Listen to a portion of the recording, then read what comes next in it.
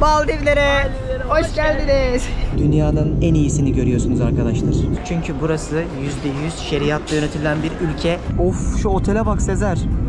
Hint Okyanusu'nun ortasında en yakın ana kara olan Sri Lanka'ya 750 kilometre mesafedeyiz. İnanabiliyor musunuz buranın Maldivler olduğuna? Ve aynı zamanda şu anda dünyanın en küçük başkentinde olmakla birlikte dünyanın en alçak ülkesindeyiz. Okyanusun ortasındayız. Şuradayız ya. Bak şurası Madagaskar, Mauritius, Seyşeller. Çok ilginç bir şey göstereceğim. Hayatınızda pek muhtemel daha önce hiç görmediniz. 3, 2, 1. Hazırsanız sizlere iyi seyirler, deneyim dolu bir yolculuğumuz olsun. Türkiye'nin lider su arıtma markası Aura Sebilon Unique sunar.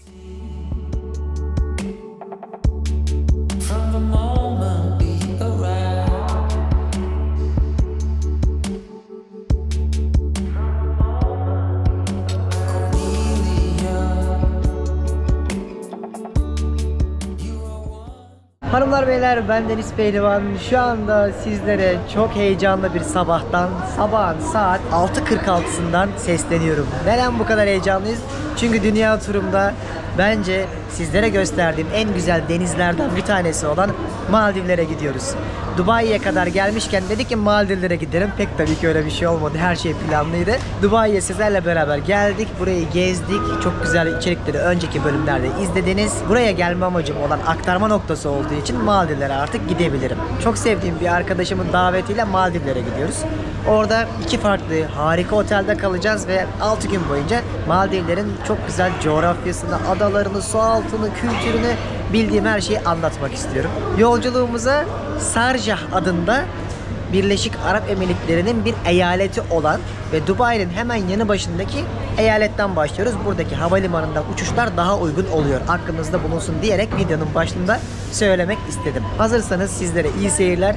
Bize de harika bir 6 gün boyunca dünyanın en güzel su altı manzaralarından bir tanesini görebileceğimiz Maldivler yolculuğunda keyifli, heyecanlı, çok böyle deneyim dolu bir yolculuğumuz olsun. Uçağa gidiyoruz. Sezer Yılmaz'la var. Yine beraberiz Sezer kankamla. Ve birlikte 6 gün boyunca Dubai'den ayrıldıktan sonra Maldivler'de 2 farklı adada kalacağız. Maldivler atoller bölgesi olarak biliniyor. Gittiğimiz bütün bölgeleri böyle adalar, takım adalar bölgesi gibi düşünün. Çok büyük bir coğrafya aslında ve evet, ileride Maldivler sular altında kalması bekleniyor. Kesin %100 olacak. Keza aynısı Hollanda için de geçerli mesela ama duvarlar örerek suların içeriye girmesini engellediler. İnanılmaz bir coğrafya, şeriatla yönetilen bir ülke gideceğimiz. Ben daha önceden de gittim buraya. Yine aynı firmayla gitmiştim. Arkadaşımın şirketi daveti vardı. Hani baştan söyleyeyim de biz daha parayı bulmadık yani. YouTuber'lar ne para kazanıyor? Çünkü 3 gün sonra Sri Lanka'ya geçtiğimizde tuktukçuyla 5 dolar için kavga ediyor olacağız. Özümüze döneriz. Bizim için de şu an bu geziler rüya gibi geçiyor hani. Vallahi öyle ya. Ben çok mutluyum. Ben de çok mutluyum. Dubai'de öyle geçti. Hani Dubai'de bir de her şeyin bu kadar pahalı olduğu durumda taksiye verdiğimiz para bile canımızı acıttı. Ya. Ama en azından turlar vesaire çok güzeldi. O yüzden hani bir şeye para vermeden gezebilmek çok büyük şans. Bizim de işin vallahi en büyük kazandırdığı şey bu. Hani baştan söyleyelim, çok iyi yerlerde kalacağız. Muhtemelen YouTube'da Maldivleri bu kadar iyi şekilde görebileceğiniz nadir gezi videolarını Türkçe olarak söylerim. Evet. İzleyeceksiniz. Ben de baktım, çok fazla içerik de yok. Yok değil mi? Emre çekmiş yıllar önce. Başka yok yani. Yani her yerde yaptığım gibi size Maldivleri de yine böyle gezi rehberi şeklinde anlatacağım. Baştan niye söylüyorum? Ya işte Deniz, siz böyle otellerde niye kalıyorsunuz? Hayırdır kardeşim demeyin. Baştan net bir şekilde ifade etmek için bunu söyledim. Çok heyecanlıyım. Cümleleri bile kurarken şaşırıyorum. Son zamanlarda bu kadar heyecanlanmamıştım. Çünkü ne göreceğimizi çok iyi biliyorum. Az uyuduk. 3 saat, 4 saat uyuduk. Ama gözler fıldır fıldır. Tabiri caizse harika bir yolculuk başlıyor. Şimdi böyle bir havalimanındayız. Burası Dubai'deki ana havalimanının ilerisinde bulunuyor. Buradan uçaklar çok daha uygun. Bu eyaletten kalkan uçaklar çok daha uygun. Ve gördüğünüz gibi kapıya doğru ilerliyoruz.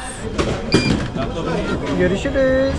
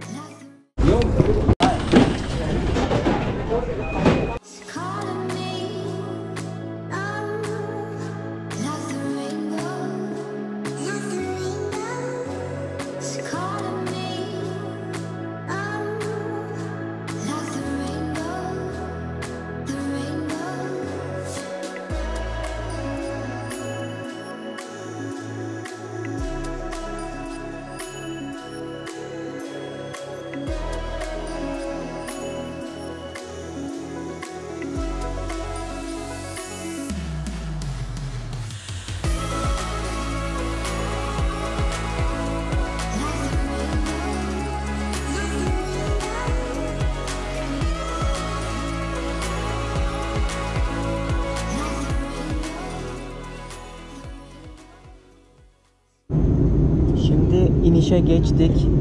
Normalde indiğimizde videoyu başlatacaktım. Dayanamıyorum şu an. Sol tarafımızda havalimanı var ve başkent var. Böyle bir şey yok. Yani dünyada Mauritius, Seyşeller, Bali, Phuket hepsini gördüm. Ama deniz konusunda, adalar konusunda dünyanın en iyisini görüyorsunuz arkadaşlar. Maldivler. Bizim otelimiz de öyle olacak. Daha bile güzel. Of, şu otele bak Sezer. Bu nasıl bir şey?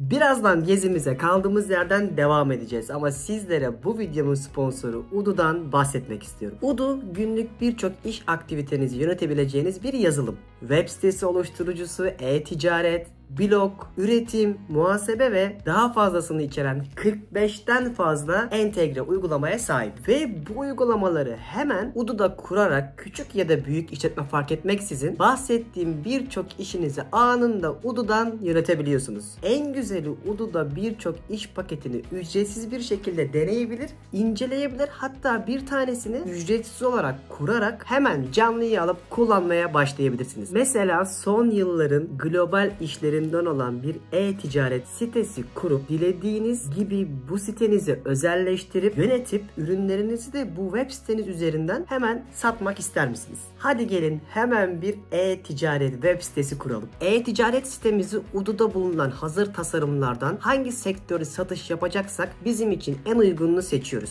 Web sitemizi dilediğimiz gibi şekillendirip düzenleyip dilersek değişiklikler yapıp ürünlerimizi sitemize ekleyip hemen canlıya alarak e-ticaret hizmeti vermeye başlıyoruz.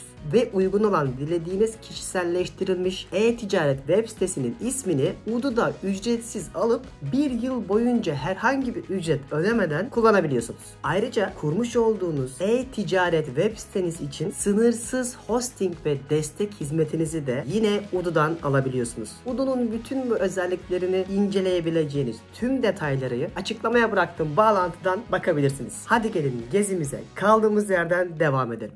Şimdi inişe geçtik. Yani şu yolculuğu yapmak bile paralı olsaydı, adaların üstünden dolaşıp böyle şu manzaraları gösterelim deselerdi 200-300 dolar isterlerdi ve verirdik de. O kadar güzel yerler gördük ki inişe geçiyoruz. Dünyanın en yapay suyun ortasına, denizin ortasına yapılmış havalimanına gidiyoruz. Şu an bir adanın ortasında bir havalimanı kurmuşlar. İnişe geçtik bakalım. O kadar heyecanlıyız ki yani gördüklerimi keşke size gözle gördüğümü anlatabilsem. Dünyada deniz konusunda en güzel ülkelerden birine hoş geldiniz. Bu şehre de gökdelen yapmazsın ya. Şu gördüğünüz işte ülkenin başkenti. Dünyanın en küçük başkentini görüyorsunuz. Bir ada üstünde kurulu ve bir yerden başından sonuna yürümek 25-30 dakika sürüyor.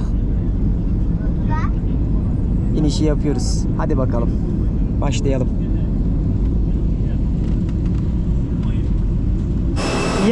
Yanıyor dışarısı. Felaket sıcak var. Maldivler bebeğim. Var ya, Dubai'den daha sıcak. Hello. Good afternoon. Abi hemen şurada indik. Hiç böyle körük mörük yok. Direkt otobüslerle küçük bir havalimanı. İçeriye alıyorlar. Buradan da şimdi ülkeye giriş yapacağız. Ülkeye girerken bir tane online form dolduruyorsunuz. Hepsi o kadar. Vize hiçbir şey yok bize. Anlatırım onların da hepsini, merak etmeyin. Dur bir heyecanım bir geçsin. Ülkeye girerken X'lerle giriyorsunuz. Çünkü burası %100 şeriatla yönetilen bir ülke. Ana karada asla alkol içemezsin ve ülkeye asla alkol sokamazsınız. Hapis cezasına kadar gidebiliyor diye biliyorum. O yüzden bak girişte tek arıyorlar. Maldivlere giriş yaptık. 1200 adanın olduğu ve sadece 200 tanesinde yaşamın olduğu bir coğrafya burası. Hint Okyanusu'nun ortasında en yakın ana kara olan Sri Lanka'ya 750 kilometre mesafedeyiz. Bu 1200 ada dedim ya. Bunların hepsi tabii ki tektonik hareketlerle oluşmuş, Afrika ile Asya'nın birbirine çarpmasıyla, böyle sıkışmasıyla oluşturulmuş adalar. Ve bu 200 adanın da hepsinde neredeyse tatil köyleri, resortlar, oteller bulunuyor. Halkın yaşadığı ada sayısı oldukça az. İşte bundan sonraki bölümlerde size o adaları göstereceğim. 2 tanesinde kalacağız ama aynı zamanda bölgedeki yerleri de gezeceğiz. Orada izleyeceksiniz ama girerken size bir bilgileri vereyim. Ve aynı zamanda şu anda dünyanın en küçük başkentinde olmakla birlikte dünyanın en alçak ülkesindeyiz. Genel ortalama yükseklik sadece 1,5 metre. Önümüzdeki yıllarda küresel ısınmayla beraber muhtemelen 50 yıl içerisinde Maldivlerin tamamen sular altında kalması bekleniyor ki bunun birçok haberinde zaten internette görmüşsünüzdür. Hatta öyle ki Avustralya'dayken ben hatırlıyorum, Avustralya hükümeti Maldivler halkının ileride sular altında kalması halinde kendi topraklarında bir topluluk kurabileceğini kabul etti. Yani onları davet etti.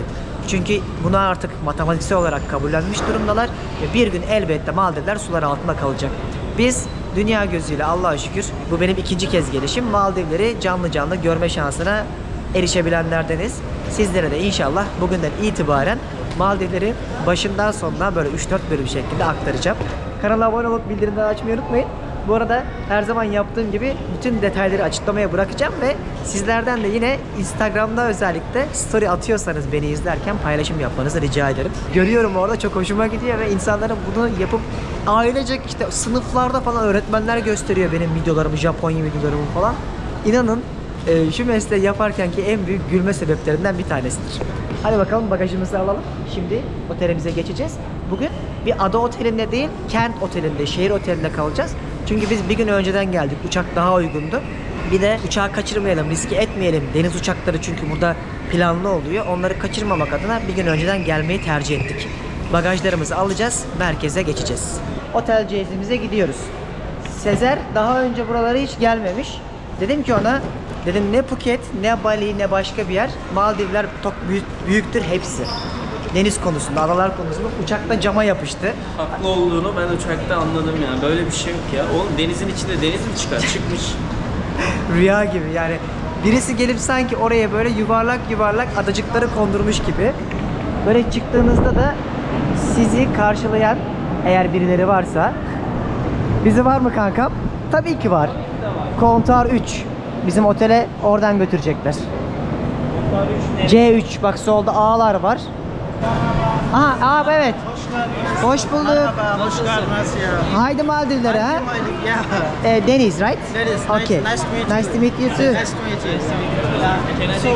Yeah. Şimdi biz Haydi Maldivlere ile geldik buraya. Resuller organize etti her şeyi. Tanıştırırım sizi de. Burada C3'teymiş onların ofisleri. Buradan şimdi bize sim kart verecekler.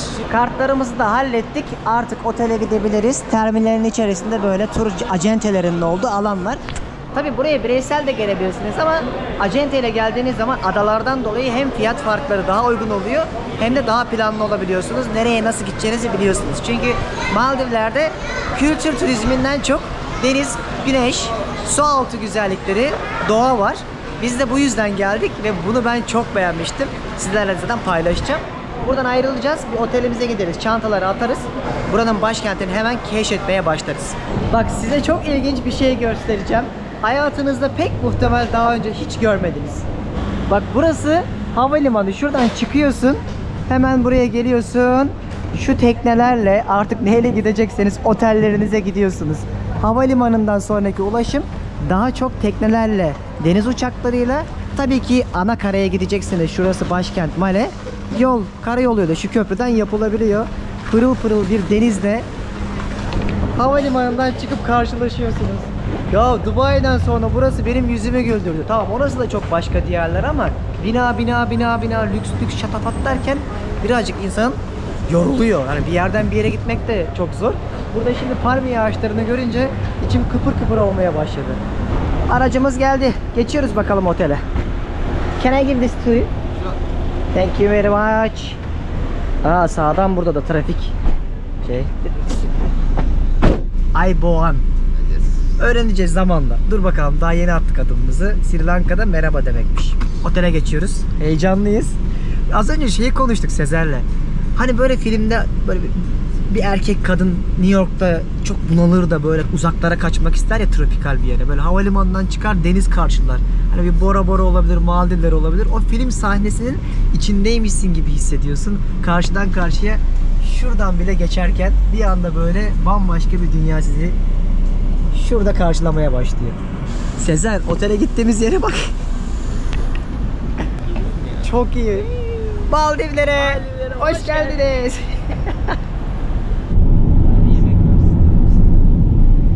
Burası bildiğin şehirleşmiş gibi. Tabi bu bulunduğumuz ana karada insanlar hayatlarını sürdürüyorlar. 300 binlik bir nüfus var. Adalara yayılsalar da burası bir ticaret merkezinin yol üstündeki bir noktaymış zamanında.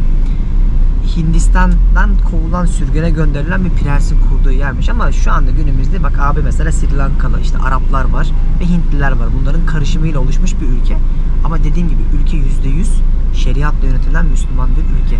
O yüzden girişte de hepimizi didik didik ettiler. İçki sokmamak için. Anakarada özellikle hiçbir yerde içemiyorsunuz. Ama sürat motoruna binip bir başka yere gittiğinizde otellerin olduğu yerlere her şey serbest. İşte Maldivlerin diğer yüzü de böyle derdim sizlere. O efsane resortlerden gökdelenlerin olduğu bir kent merkezine dönüşebiliyor. Bakın şimdi. Şurası başkent Male Adası. Sol tarafta. Burası uçağımızın indiği havalimanı. Biz de şuradayız. Hulhumale bölgesindeyiz. Burada bir gece konaklayacağız. Otelimize doğru giderken harita üzerinden de bilin istedim. Böyle pek tabii ki yaşamın olduğu adalar var.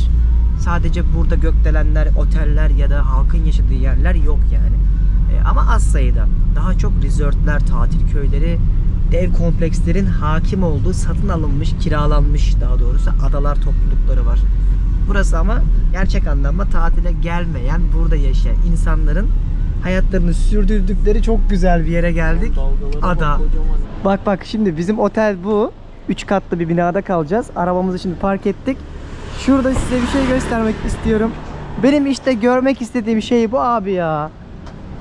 Zenginlik bu. Doğa bu. Manzara bu. Şuraya bakar mısınız? Bembeyaz kumlar. Resiflerin sarmaladığı bir adanın ortasındayız. Pırıl pırıl bir deniz. Of. İşte bunu seviyorum. Bu otelimizi uygun olsun diye bir günlük biz kendimiz ayarladık. Diğerlerine sonra bakacağız. Zaten çok iyi resortlerde kalacağımız için. Hello. Kanka. Nasıl adada olmak? Çok güzel bak. He? Vallahi müthiş. Vay, ikrama bak. Geldi peçetelerimiz. Thank you very much. Peçetelerimiz. Dışarısı o kadar sıcak ki şöyle serinlemeniz için bir havlu veriyorlar. Biz şu anda buranın işte kış aylarında bize göre tam zamanında, mevsiminde geldik. O yüzden deniz, kum, güneş anlamında daha yağmurun da az olduğu mevsim ama güneş her daim yakıyor. Kum da beyaz olduğu için yansıması çok fazla. İnsan bir anda pişebiliyor. Vücudunuzda bunu hissediyorsunuz. Böyle otellerde hemen anında ıslak mendil ve havlu getiriyorlar. Bunsuz Maldivlere gezemiyorum abi. Welcome drink. Ne olduğunu anlamadım. He? What is this? Strawberry. Strawberry. Çilek suyu. Çilek suyu. Olsun, bunu düşünmeleri bile yeter böyle bir otel için bile. Hizmette sınır yok. Sonrakilerde düşünemiyorum. Muhtemelen böyle hani şampanya falan patlatacaklar biz geldiğinde, tabiri caizse. Otelimize girdik. Şimdi odamıza geçelim. Dur, hep birlikte heyecan alalım. Tamam. 3 2 1. Ve Deniz Pehlivan'ın muhteşem değişimi karar.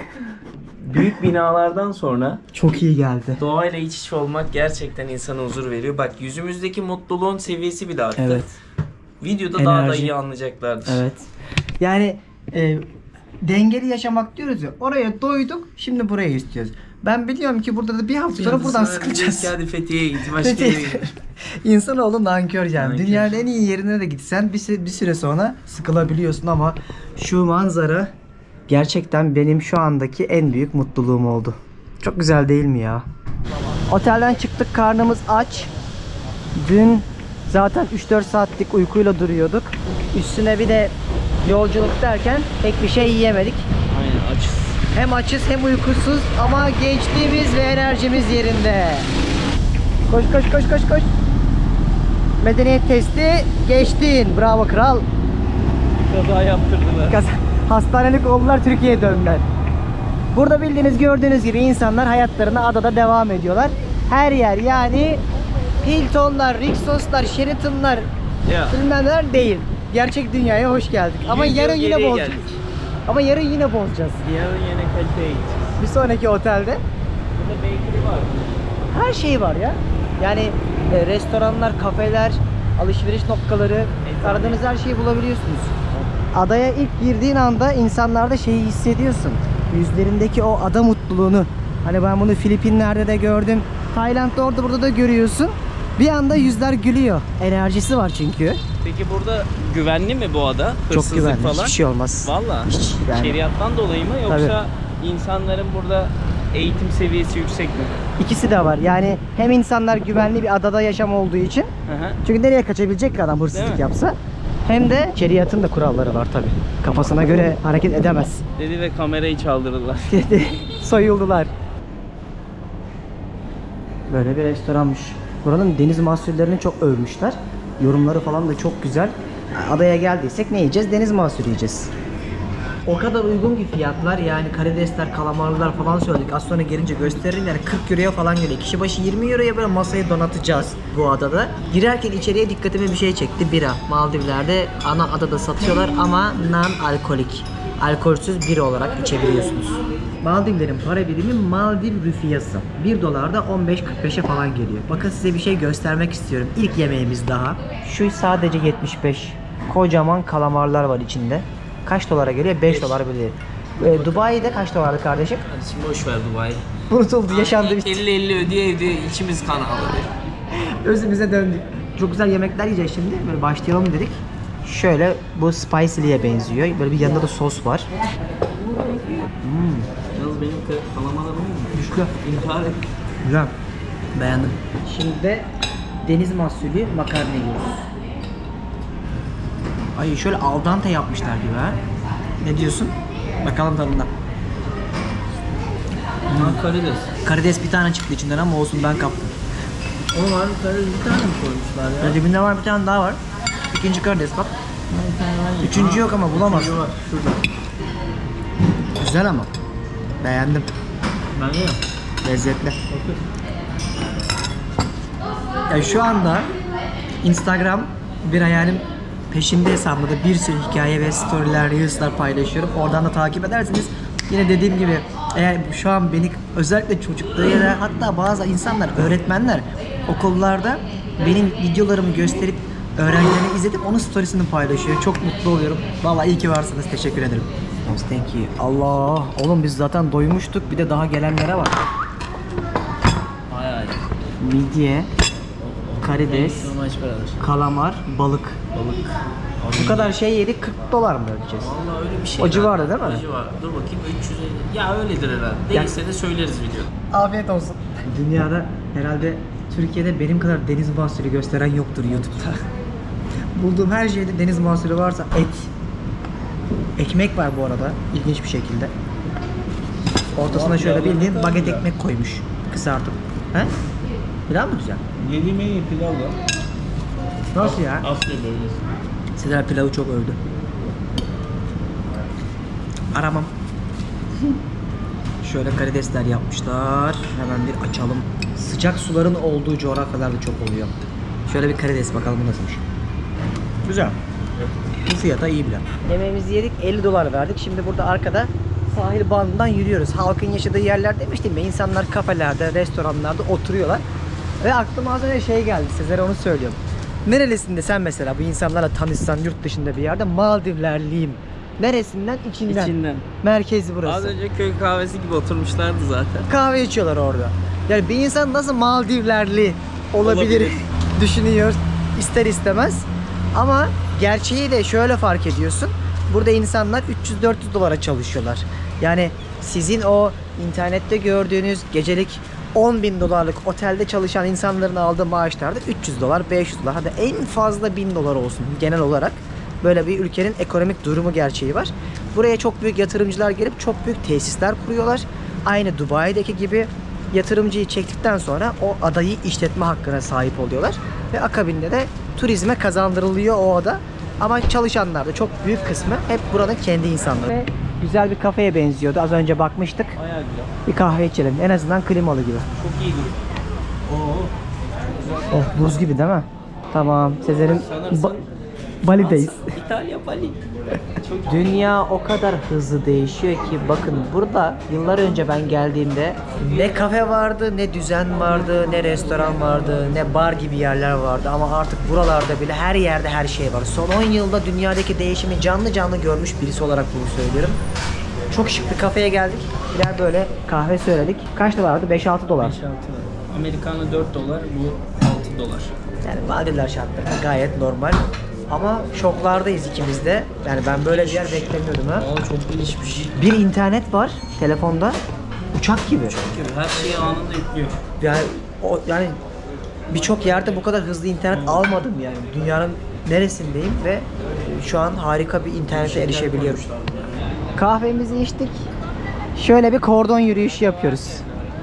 İnanabiliyor musunuz buranın Maldivler olduğuna? Yani o televizyonlarda, tur şirketlerinde, internette gördüğünüz Maldivler ve gerçek Maldivler. Papağanlara bakın. Sezer hepsi papağan.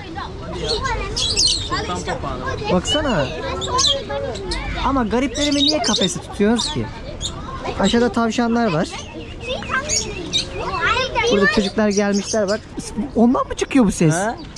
Sevdiriyor lan. Ana. Ana. Ana. Gel bakayım. Sevdiriyor lan. Bak Gel. Baksana. Mama Ya ama yazık günah bunları serbest bıraksalar ya. Ben hayvanları böyle kafeste görünce çok üzülüyorum. Burada da işte insanlar gelmişler bak akşamüstü pastalarını, böreklerini almışlar. piknik yapıyorlar. Piknik yapıyorlar. Bak, bıldırcın mı oluyor? O zaman bir bilgi daha gelsin. Hazır mısınız? Hadi bakalım, ver bilgi. Artık yeter. Bilgisizlikten ölüyoruz. Kafeye oturduk ya biraz araştırma yaptım. Dünyadaki en büyük bilgi geliyor.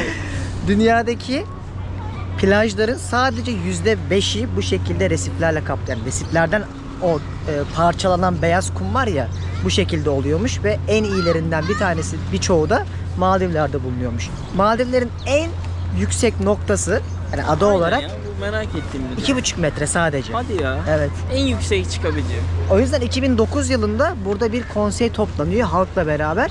Küresel ısınmaya karşı önlem almak istiyorlar. Özellikle resifler zarar görmesin diye birçok önlem alıyorlar. Öyle ki daha düne kadar birçok resiflerin üzerinde yaşayan bu topluluk neredeyse bütün resiflerin üzerindeki konutlaşmayı sonuçta adamların karası yoktu. Ana karası ve kazıklarla yaşıyorlardı. Bunları söküyorlar. Sırf doğayı korumak için. Ve bir ilginç bilgi daha geliyor. Hazır mısın? Hazır. Bir A'dan Deniz Pehlivan Aynen. ve bir B'den Sezer Yılmaz'la. Hint Okyanusu'nun ortasında olmamıza rağmen dünyadaki en büyük canlı olan balina köpek balıkları vardır böyle devasa. Aynen. 15-20 metre. Onların büyük bir çoğunluğu burada bulunuyor ve tarihte hiç köpek balığı saldırısı kayıt edilmemiş bir yermiş burası. Neden böyle? Köpek balıkları burada saldırmıyorlar. Mesela Sharm el Şeyh'te Evet. 3-4 sene önce bir Rus'a saldırmıştı. Ölmüşler. Yani neye göre oluyor? Bunun köpek balığının mahallesi mi var? Doğduğun yer kaderin midir? O taraflardan. Sakinliktendir belki kardeşim. Bunlar çok sakin. Çok Mısır'dakiler çok şeydi ya. Telaşlıydı. Telaş. Çünkü sürekli böyle bir bağırma vardı. Oranın köpek balığı da biraz agresif olabilir. olmuş. Hani ona yaralım. Ama buradaki insanların o enerjisi ve sakinliği size de geçiyor. Çok böyle tam ada havasındalar. Kimsenin bir acelesi, telaşı yok. Ve 32 diş gülüyorlar. Evet. Dubai'den sonra benim şu Maldivler'de ilk izlenimim ve öğrendiğim şey gülmek, samimi gülmek. Ben de sana şöyle yaklaşayım. Doğa eşittir mutluluk. Kesinlikle.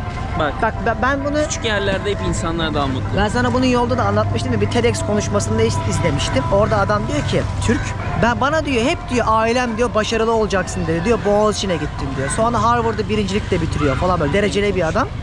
Sonra diyor ki ama diyor bana hiç kimse mutlu olmayı öğretmedi. Ben hep başarılıydım ama bir kere bile derdini sormadı. Mutlu musun diye sormadı diyor. Benim çocuğum garson olsun kimsenin mesleğini asla aşağılamıyorum. Ben sosyal iş baskısı ve eğitim baskısından bahsediyorum.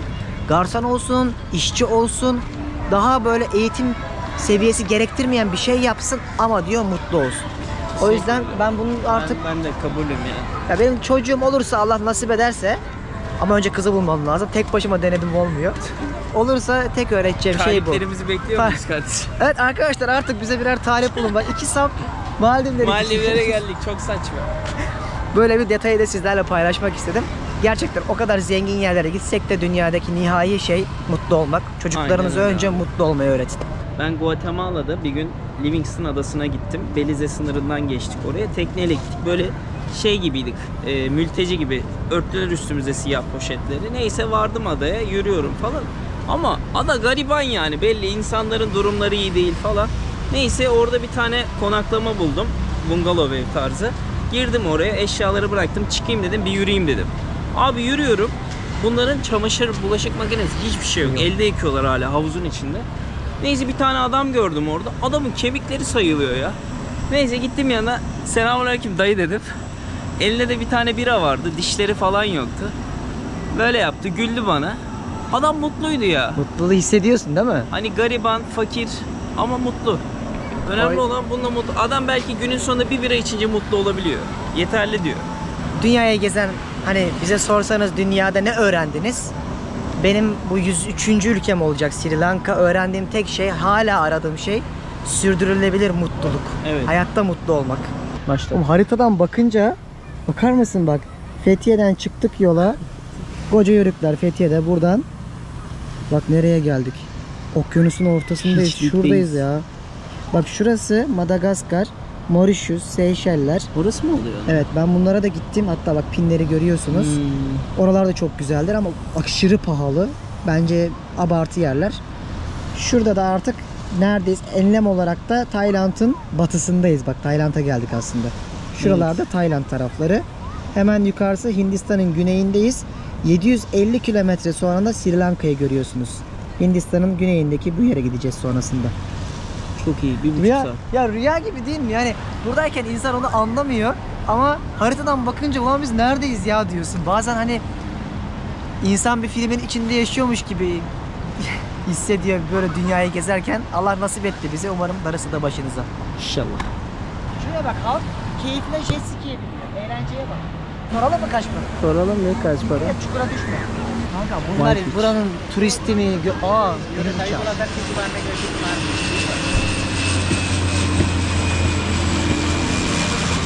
Yarın biz de ona bineceğiz. Bu arada deniz uçakları çok güvenlidir. Çünkü motorlar dursa bile, genel olarak söylüyorum, denize inebilir. Normal yolcu uçakları gibi değil. Merak ettim mi? Soracağım jet ski fiyatı. Al bakalım.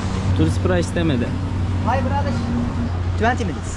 20 minutes you can give us a car driver. $50. 50 dolar. Ucuz. Each 50 The or total. 20, 25. Oh, it's good. İyi. Ama bizim gideceğimiz yerde zaten Var. kralını yapacağız. Ben şu an size piyasa yoklaması yapıyorum. Ki Eğer- biraz zorlasak biz istiyoruz Tabii, falan tabii. filan o bir anda 40-30'a Ya da iner. 50 verirdik, 30 dakikaya çıkarırdım Aynen, mesela. aynen. We will think about it. We are gonna be here tomorrow as well. Thank you so much brother. guys. Thank you. Peki, bye bye. Thank you brother. Şimdi bunların konuştukları bir dil var. Sezer kardeşim. Baba Ganoush. Biraz dile de geçelim. Neymiş bunların dilleri? Söyle bakalım. Hint-Aryan dili karışımı Maldivce diye geçiyor. Zaten şeyi fark ettin mi? İnsanların yüzlerine baktığında Maldivli gibi bir söylemde bulunamazsın. Yani Maldivli'ye benzeme tipini nasıl tarif edersin desen karışım. Karış. Hindistan, Sri Lanka, Arap karışımı. Mesela o adam Maldivliydi pek Maldivli. muhtemelen. Ama dışarıda görsem Hintli dersin. Hintli dersin. Ama ortak konuştukları dil Maldivce. Şeriat ülkesi olsa da toplumun %98'i eğitim görüyor. Ve burada çok küçük adalarda yaşasalar da bence çok büyük bir oran bu. Hiç kimsenin neredeyse yaşamadığı, çok az ailelerin yaşadığı yerde bile eğitim alabiliyorlarmış. Ve herkes iyi derecede İngilizce konuşuyor. Harbiden ha. Fark ettin mi? Evet. Çok iyi. Eğitim. 6 milyar dolarlık bir ekonomi var burada. Bakmayın dünyanın en pahalı adalar topluluğuna geldiğimizde. Bu kaymağı yine kim yiyor? Pek tabii ki o yatırımcılar yiyorlar. Ülkenin kazandığı para sadece 6 milyar dolar, kişi başı 20 bin dolar olsa da bu insanların çok büyük kısmı aylık 300 ila 500 dolara falan yaşamaya çalışıyor. Ya şu manzaraya mesela Maldivler der misin? İnanılmaz. İşte gerçek Maldivlerin diğer yüzü de bu. Bu. Şimdi insanların yaşadığı tarafı görüyorsunuz. Sonra turistlerin yaşadığı tarafı göreceksiniz. Böyle hem turistler hem yerel halk denizin kenarına gelmiş kafelerde oturup dinleniyorlar. Akşamüstü dinlenmesi yapıyorlar. Ne hayatlar var ya, böyle gördüğümde hep o aklıma geliyor. Ulan diyorum, acaba ben de burada doğsaydım mesela, empati yapıyorum. Nasıl bir hayatım olurdu? Hay. Dışarıya çıktık. Male'ye gideceğiz. Otelimizin arkasındaki bir sokağı görüyorsunuz. Her yer yemyeşil. Çok sakin. burada para bozdurmamız gereken bir nokta varmış. Çok fazla Uber'dir vesairedir burada uygulama yok. Yerel bir şeyleri varmış ama onu indirmekle uğraşmak istemedik. Buradan da Male'ye gitmek taksiyle $8'mış sadece. Biraz dolar bozdururuz. Male'de akşam dolaşmak istiyoruz. Çünkü orası hem daha hareketli hem de size gerçek Maldivlerin halkın yaşadığı ana karayı göstermek istiyorum. Böyle kervan yola dizilir. Çıktık. Güzel ama mutluyuz. Oğlum çok güzelmiş. Değil mi? Yani insan o kurak Dubai'den sonra doğal yeşilliği özlüyormuş. Havası bile bir başka ya gerçekten. Şu ortam da çok güzel. Yani adada olduğunu hiç hissetmiyorsun. Sanki bir kentteymişsin gibi. İşte özümüze döndük ya. Böyle ortamlar bizim ortamlarımız. Senin ne işin var Burj Khalifa'da? Var öyle Porsche biniyoruz. Gittik psikolojimiz bozuldu oralarda, Dubai'lerde, yaban ellerde. Evimizde hissediyoruz. Şöyle bir tane market bile göremedim dışarıda meyvelerin falan olduğu oralarda. Şimdi burası tam karışım oldu. Halkın da yaşadığı yer olunca özümüzü bulduk. Burada çevirelim ha. Türk parasını bozma mı? Türk lirasından mı kabul ediyormuş? Ha evet, TL'yiz. Gel bir soralım ya.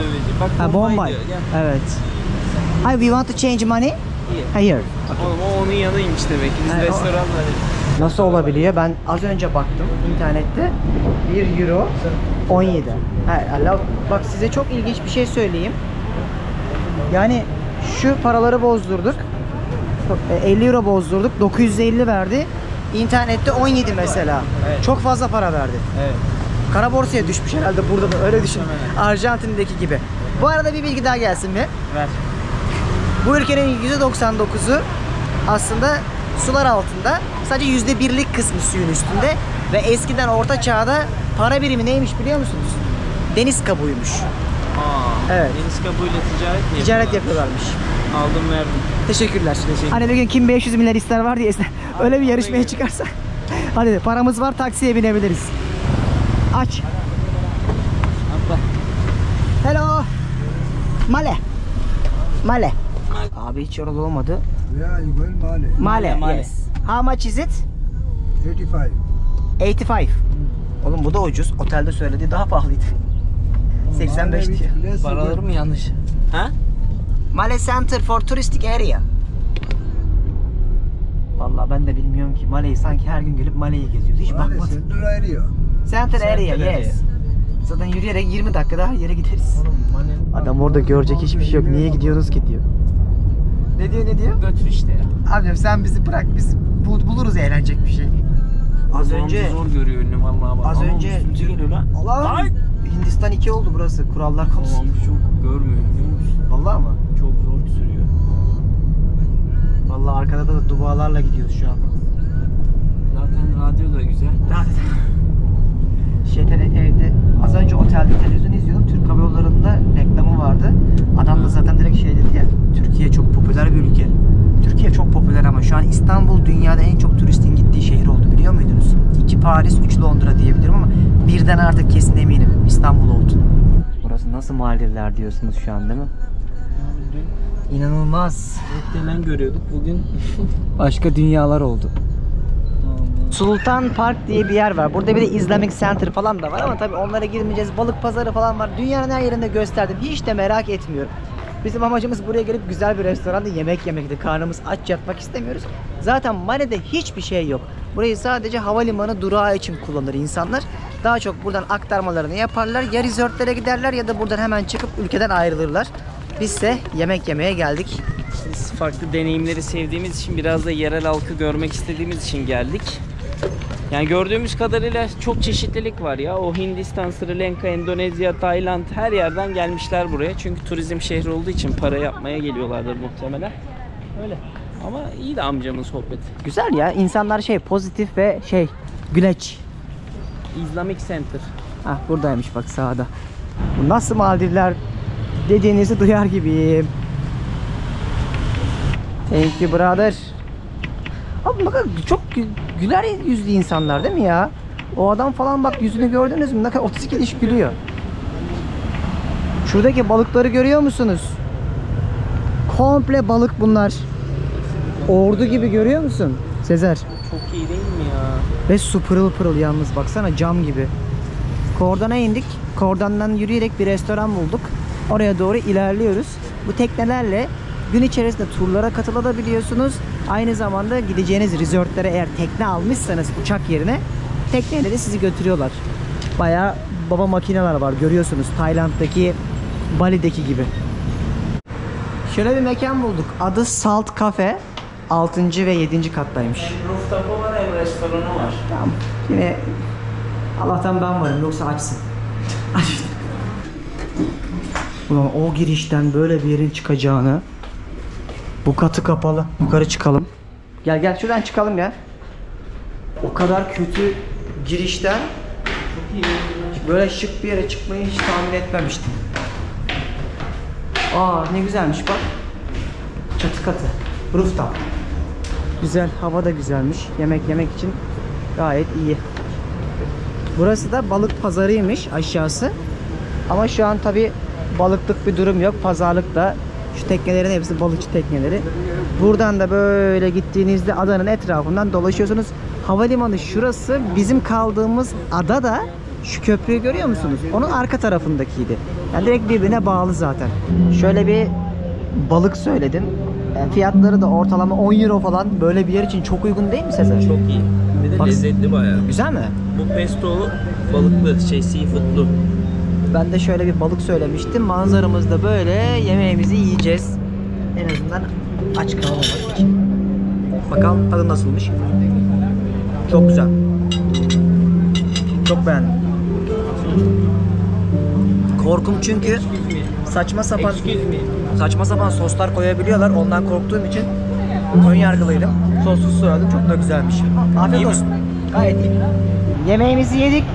Şöyle biraz bakınalım dedik. Kaos oldu. Kimse kurallara uymuyor. Her yerden bir motor önünüze çıkıveriyor. Kimse kask takmıyor. Polisin bile polis Instagram'dan like bekliyor. Fotoğraf paylaşmış. Belediye başkanını etiketlemiş. Her şey yolunda diye. Böyle bir ortamı var. Başkent Male Adası'nın. Bu nasıl Maldivler dedirtecek bir kare. Ama işte normalde alakası yok. Bir sonraki bölümde inanamayacaksınız. Şimdi biz şöyle bir dükkana girdik. Adalara gittiğimizde deniz ayakkabısı falan almamız lazım. Gözlük falan almamız lazımdı şnorkel için. Hatta tereddütteydik buralarda bir şeyler var mı diye. Bayağı varmış ya. Her şey var. Her şey yani teknolojisinden kıyafetine, parfümüne ne ararsanız adada bulabiliyormuşsunuz. Bak Cafe Rose diyor. Bir kahve içelim değil mi? Bak güzel bir kafeye benziyor. Ama çok küçük burası. Oturma için yer yok. Burada yapacak hiçbir şey yoktu. Zaten hiçbir amacımız da yoktu. O yüzden buradan şimdi ayrılıyoruz. Otele doğru geri dönüyoruz. Yine 80'e anlaştık. Bizi bırakacak. You said something. Merhaba. Evet. Evet. What else do you know? Ne kadar? Ne kadar? Nasılsın? Otele geldik. Sabah bu arkadaş bize nerelisiniz diye sormuştu. Sizler de Türkiye'den geldik deyince Türkçe konuşmaya başladı. Meğer Türkiye'de yaşamış. Şimdi biz artık yorulduk. Kahvemizi içeceğiz, uyuyacağız, dinleneceğiz. Çünkü yarın sabah 7'de kalkıp deniz uçağıyla yeni bir adamıza artık gidiyor olacağız. Ve orada harika otellerde kalıp gerçek Maldivleri size göstermeyi planlıyoruz. Bu çünkü diğer yüzüydü. Yani tabiat anlamında güzel Maldivleri. Sonraki bölümde oraları da deneyimledikçe sizlerle paylaşacağım. Kanala abone olup bildirimleri açmayı unutmayın çünkü daha henüz Maldivlerin giriş kısmını gördük. Yani ben çok heyecanlıyım. Ben de çok heyecanlıyım. İlk kez bu kadar heyecanlıyım. Çünkü gözün gördüklerini bir bilseniz hani ekranda bir yere kadar aktarabiliyoruz. Canlısını o uçakta bile görmek, o denizin renkleri ki suyun altında tahmin ediyorsunuzdur. İnsanı büyüleyici güzelliklere sahip buralar. Hayatta bir kere görülmesi gereken yerlere geldik. Sizlere de aktarabiliyorsak ne mutlu. Bir sonraki bölümde Maldivlerin ikinci partında görüşmek üzere. Hoşçakalın. Türkiye'nin lider su arıtma markası Aura Sebilon Unique sundu. You dug a hole, buried